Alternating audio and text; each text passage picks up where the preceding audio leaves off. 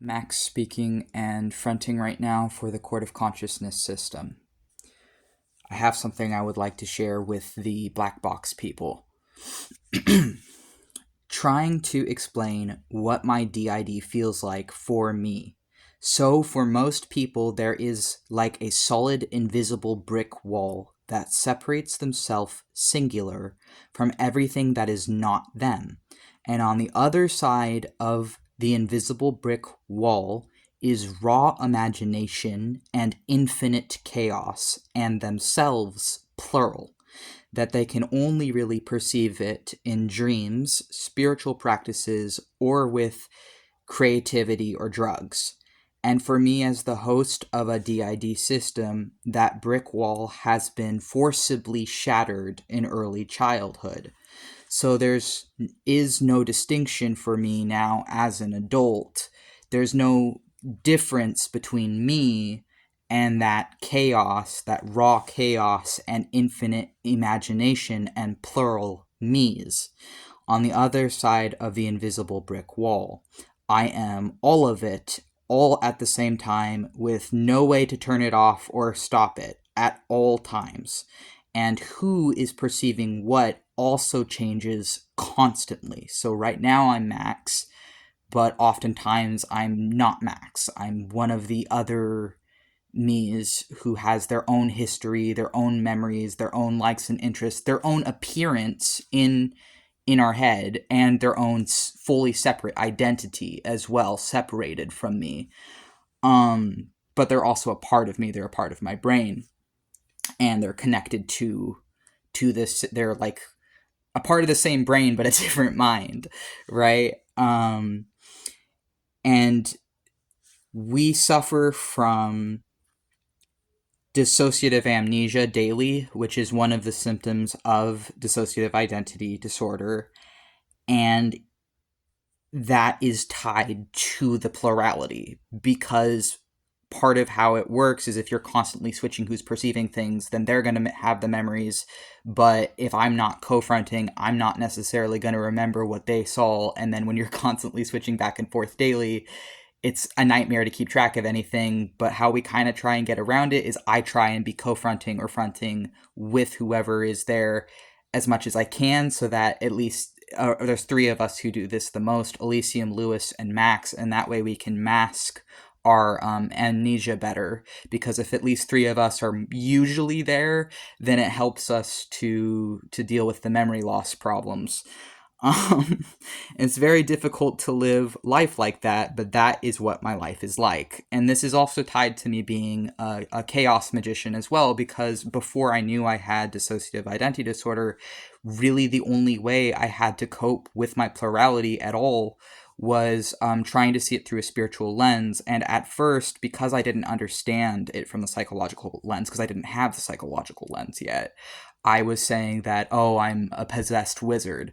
The problem, though, with that term, and the problem, well, aside from it being demonizing, and the problem with that lens of saying, oh, well, I'm just possessed or whatever, is that that implies choice, and that implies that there would be a way to change that, and unfortunately, I can guarantee there is no way to outrun your own brain. And believe me, I have tried. I really, really have. But the thing is that chaos and infinite imagination and all of that and all the spirits who I was saying were, separate or whatever from me, they're actually not. And I know they're not now. And I can't go back to how I was before I had that understanding that no, these literally are a part of my brain. But more than that, because I don't really I'm just one program running in this brain among potentially infinite or not infinite, because I don't think my brain has that much juice, but I'm one of a minimum of 10, sometimes far more people, sometimes it's a minimum of 10 people, and usually running at the same time we have about 3 or 4, and the rest are sort of like subconscious or asleep until they're called, and there's different levels of awareness.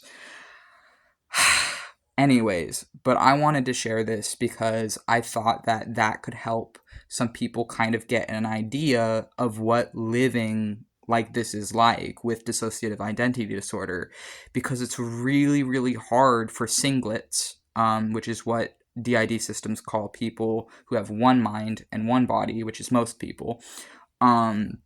It's hard for them to wrap their head around someone who is constantly plural, or multiple people, one body, multiple minds, one body. And it can be really confusing, because you can grow up having confusion about your sexuality and gender. We had confusion about our sexuality and gender for years. It was not clear cut for us. Even not as clear cut as it seems to be for other LGBT people. And we realized, oh, it's not clear cut for us because we literally do have multiple, and it's okay. We're just actually multiple people. So that's why it keeps feeling like it's changing, because it is literally changing. And, so like, it's not that we were necessarily wrong when we first came out as non-binary. It's that actually one of our, or multiple of our headmates are non-binary, and Max, the person currently talking, is not non-binary. I am a trans man, but when I'm not here, or when I'm still here but less here and the others are here, well, that affects our body and our brain's perception of self. Even if I'm still fronting, but there's another person who's been co-fronting with me for a while, that also starts to affect my own perception of myself. And so our gender fluctuates, our sexuality fluctuates, our sense of identity, our sense of fucking being human even fluctuates. Like, it is constantly changing, and there is no way around that. There's no solution to that. That is just plurality of being, where I am constantly multiple people who are coexisting together. A lot of systems also have what is called a headspace. That is the mental world some systems inhabit.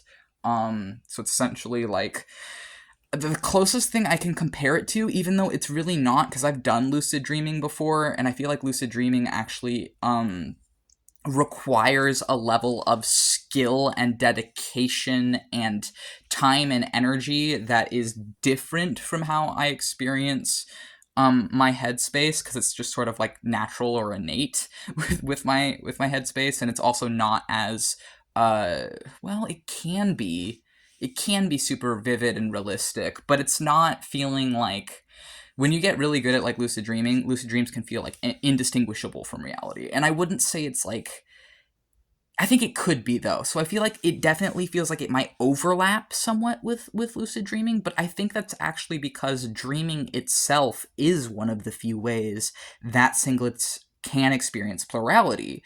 Because when you are dreaming, literally everything in the dream is a part of you, is a part of your brain. And so whatever you're experiencing in a dream is also you, is also a part of you. And I feel like that is comparable. But it's sort of like if you were halfway merged with the dream world at all times, with no way to change that.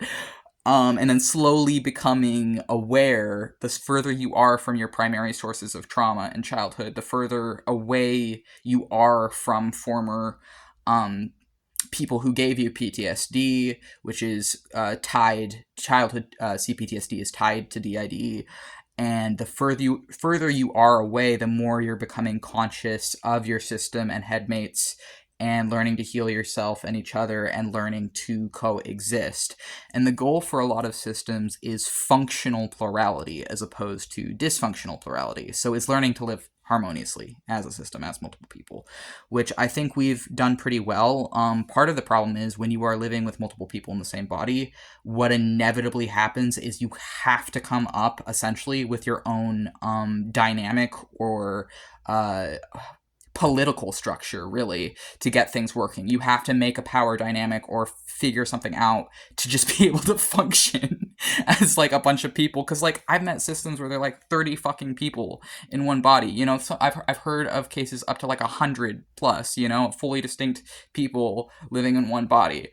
And yeah, in those cases, you absolutely need to like be developing a political structure to make that work. And I mean, ours is sort of a cop out. I mean, I don't want to, that's rude. I didn't mean that. I fucking made it. I should give or helped make it. I shouldn't talk badly about myself. But our political structure for our how we run our system is it's a monarchy or a kingdom.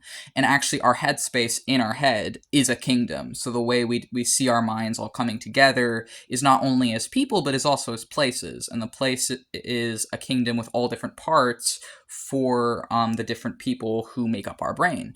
It's sort of like how we see it. And our kingdom is called the Kingdom of Elsewhere. That's what we've been calling it. And our castle is called Heart Castle. And the castle is like a symbol of our united hearts.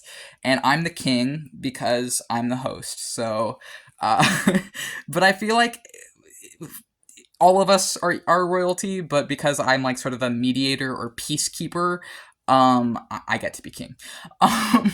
Also, we have it set up like a family where we do literally see each other as our found family or as family because we grew up together.